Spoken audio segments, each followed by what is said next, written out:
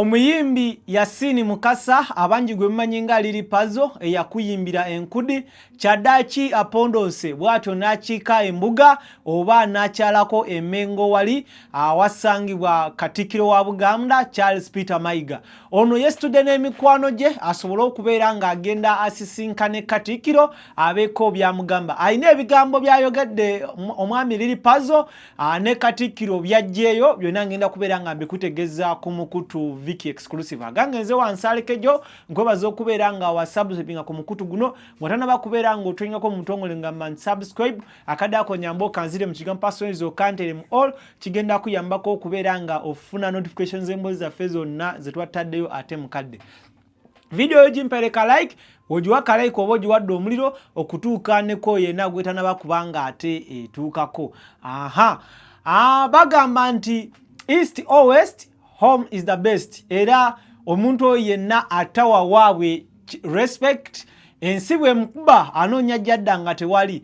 Wabula omuyimbi Lili Puzzle olunaku olwaleero alaze nti musajja muganda nnyo nnyini ddala era n'ategeeza nti musajja wa mutima ne Katikkiro Charles Peter Mayiga naye yeddira mutima gwennyini.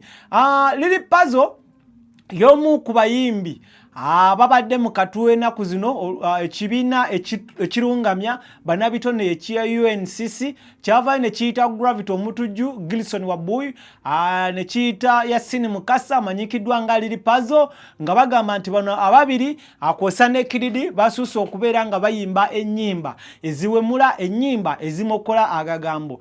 Mu mukadde ke kamu owaayo ekitiibwa Charles Peter Mayiga Katikkiro wa Buganda naye we yali ayogerako ne bannamawulire yavaayo n'ategeeza in fact Lord Fred Sebata ye yali amukyaliddeko mu ofiisi yawe Mengo era olunaku luno Katikkiro wa Buganda yavaayo n'avumirira ennyimba z'abayimbi okuli Gravity omutujju kw'ossa ne Lili Puzzle nti lwaki bano basusse okubeera nga bawemula ate nga bawemulira mu lulimi Oluganda. Yagamba Gilson Wabbuyi nti oyo ye tamumanyi era n'ennyimba ze akoma kuwulira nti alina ebintu ebiwemula ne ku BBS ennyimba yaziwerako ssa ne CBS. Ye Lili Puzzle yagamba nti ate ono Lili Puzzle ye Mukasa mwana w'e Masaka amumanyi naye ate yeewuunya okubeera nga omwana ono naye yatandise okubeera nga ayimba ennyimba eziwemula. Lili Puzzle akyogera lunye nti ye tanaba kubeera nga awemulako era we yabadde ku mukutu gwe ogwa TikTok newankubadde abantu abamu bakitutte mu bukyamu bagamba bagasigase video ne bagatta video za Lili Puzzle ne bateekako ekifaananyi kya Katikkiro. Ye Lili Puzzle mu kwogera kwagamba nti tanaba kubeera nga yanukulako Katikkiro wa Buganda era tanaba kubeera nga amulumbako wabula obubaka bwonna obwalabiddwa ku mukutu ogwa TikTok bwabadde bwanukula omukyala Fiina Mugerwa amanyikiddwa nga Fiina Masanyalaze omu ku bali kakiiko ka UNCC kw'ossa ne Ragadi.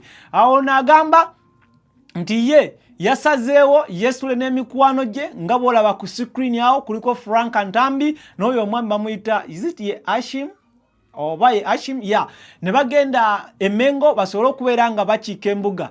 Lili Puzzle agamba nti akiika embuga yatera omanya ensonga era ye yestuda asobole okubeera nga agenda embuga asisinkane ow'ekitiibwa Charles Peter Mayiga amunnyonnyole ensonga ze. Lili Puzzle abadde nga ku social media okuva we bava ne bamugamba nti awemula ye n'agamba nti awemula era okusinza ku bigambo bya Lili Puzzle yagamba nti enkudi ye yali ategeeza amazina wabula abantu abalina endowooza enkyamu ne bamuvuunula nti yali awemula. Wadda ku luyimba luli olw'ensujju lwayogerako lwataneba kubeera nga ata ye agamba nti akubiriza balimi kubeera nga balima ensujju basobole okubeera nga bazirabirira bazirime mu byalo newa era ono agamba nti agenda kuyimba oluyimba ensujju akole ne festival e Masaka gyagenda okubeera nga atuma ensujju festival. Tulinze olunaku olwali ekisinze omutwala Emmengo sigamba nti oba agenze kulaba ow'ekitiibwa Charles Peter Mayiga oli musajja munene mu Bwakabaka bwa Buganda siyo malaga gwako bwotyo nti ogenze kumusisinkana. N'olwekyo olunaku olwaleero nga bwe balaba babakaganye ne envelope ezo z'obalaba nazo, mulimu ebbaluwa esaba mu butongole okusobola okubeera nga abasisinkana Katikkiro wa Buganda. Lilipazi agamba ng'omwana omwetawaaze tasobola kubeera eyo kusirika ng'ate awulira eno taata ayina obubaka bw'ayisaawo oba nga taata ayina ebintu byayogera ebitali bulungi, era ensonga lwaki asazeewo atuuke mu lubiri oba atuuke ewa ofisi ya Katikkiro wa Buganda asobole okubeera ng'alaba nti bajjawo obutakkaanya obuliwo oba ku bigambo ebyo ebyogerwa nti ye awemula. Era Lilipazi mu kwogera kwe agamba nti bino bibungesebwa oba agambye nti ye azze kunnyonnyola Katikkiro eri ebyo byawulira ku mukutu ejja social media nti ye Lilipazi awemula. Kitegeeza nti Lilipazi agenda kusisinkana Oweekitiibwa Charles Peter Mayiga, munnamateeka amunnyonnyole nti oba ensujju yali tawemula, nti oba munkudi ye tawemula.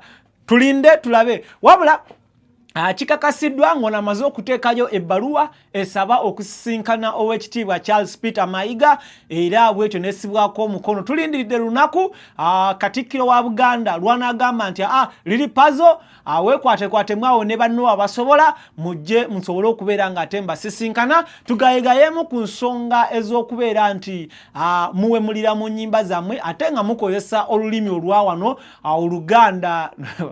Nakabala abeera muntu oba n'olulimi osobola ogamba nti olulimi Oluganda Nakabala. Ebimu ebyasinze okubeera nga bitabula Lilipazi okutuuka okubeera nga ayogera ebigambo ebikaawo ku social media nga bwe mwalabe, newankubadde abamu babigasigase ne babiteekamu Katikkiro okulaga nti Lilipazi omuliro yabadde agwolekeza musajja wa Kabaka Katikkiro oba omukuumaddamula. Lilipazi akakiiko ka NCC bwe kaatuula ne katuuka ku nzikiriziganya nti bano ababiri okuli ye ne Gravity Omutujju bateekebweko baani baleme kubeera nga bategekebwa awantu wonna, era ne bagana ba promota bonna okubategeka mu bivulu byabwe. Oba okitegeera kino kyatanula Lilipazi, era waliyo ne sound yatandise okubeera nga atambula ku mukutu ogwa TikTok ng'omusajja abagamba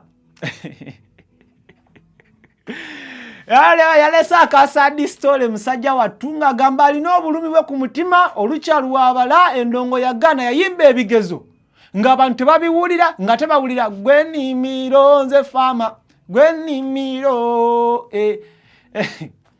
mugwantu nenkabala. Ekyo kirumye Lilipazi y'omu ku basajja abayimba ennyimba balinayo ennyimba ez'amakulu. Ayimba ebigezo omusajja bamulabira kuki ku birevu genda ogule emotoka womanya gy'ovudde ezo ennyimba za Lilipazi era nga zonna woziwuliriza teziwemula. Wabula yagamba nti yayimba eby'amakulu abantu tebabiwuliriza, abantu baagala bintu byonoonese, era y'ensonga ye yasalawo n'ayimba oluyimba ng'enkudi era tubagamba nti babiwulira. Sinyo weebuddu tatambula buki olungi. Abantu tulina nnyo enkola eyo ey'okwagala okumalawo bannaffe bye tuzimba. Nze bwe nali nnyanukula omukyalo muyimbi munnange Fiina Muperu. Kakati mu kumwanukula ebigambo bye nali nnyanukula ne bakwata ekifaananyi kya Katikkiro ne bagenda nga bakikuroopinga mu mboozi nakola ki ne basuulamu ekifaananyi kye. So ne ndaba nga abaseddekezi abatamanya ngamba abampembe baagala okunkyayisa Obuganda. Nze ng'omusajja Mukasa yase nga nnyina okudduka okumugamba nti daddi n'okutegeeza Obuganda nti bano bampembe baagala kumalawo wenzija akawoogo nze omuzzukulu wa Buganda. Owulidde nti nali ngamba oli bano ne bakwata ekifaananyi ne bakigatta mu mulimu gwaffe nagwo gulimu ebizibu, gulimu okulwana okulaba nga bakuza wansi buli kusituma. Bino byonna bigenda mu maaso emabegako bwe nali nava ku maaso g'abantu. Twebuuza ne Gravity Omutujju naye yalaba nga ebibye eby'amakulu tebabiwulira, Wiina Ize n'ennyimba endala bali tebaziwulira. Ye Gravity Omutujju yabadde brave n'asobola okubeera nga yenganga Katikkiro wa Buganda n'amugamba nti Katikkiro bakulimba, nze mu nnyimba zange siwemula, siriwemula era siwemulangako. era n'agamba nti alopera Katikkiro ebyagamba nti ennyimba ze zirekerawo okugwa ku BBS oba ku CBS tebazikubangako ku myaka yagambye 13 ku myaka 13 gyayimbidde mu ndongo oba gyabeeredde mu ndongo CBS ne BBS tebakubangako nnyimba ze. Gravity omutujju mu bw'obutujju bwe yavudde n'agamba nti mpozi ayagala Katikkiro amunnyonnyola ekigambo omunnyongono kitegeeza ki? Yagamba nti okugamba nti omunnyo nga bwe bagamba nti yawemula yagamba it is a short form of omunnyongono. Bannange nalabyekawo omuyimbi omulala ng'ava yannyonnyola mbu bo lwaki bayimba basirisaamu ebigambo ne babiseparatinga mbu omuuka olumu guba gubuze nga yagala kuwummulamu mbu n'ayimba nti omunyongo w'eggulu omunyongo okitegeera. So bwe baba bawummulamu okusobola okubeera nga bassa bulungi oba nga assa bulungi abatasobola kuwangaala eryo bbanga ddene naye omuyimbi omutuufu tokimanyi nti waaba ayimba awangaazaamu. So Lily Pazo ye agonze n'agenda akiika embuga katulinde omwami Gravity omutujju Gilson Wabuyu asobole okubeera nga oba oliawo naye aneekuba mu mutima n'avaayo ne yeetonda naye baaba okwetonda kwa Gravity ko kulabika kuganye olw'ensonga nti yavudde era n'agamba nti akadde konna mbwagenda afulumya ennyali kyannako. Omukutu oli ku Vic Exclusive agangezo wansaleko ejo ntudde okulwa munnange Vic atasobodde okubeerawo kutuusaako mawulire olunaku olwaleero naye nga nkakasa bwe bujja mu maaso agenda kujja asobola okubeera nga ate akuweereza. Tusinkane mu updates eziddako mweraba akuume atakuumira mpeera.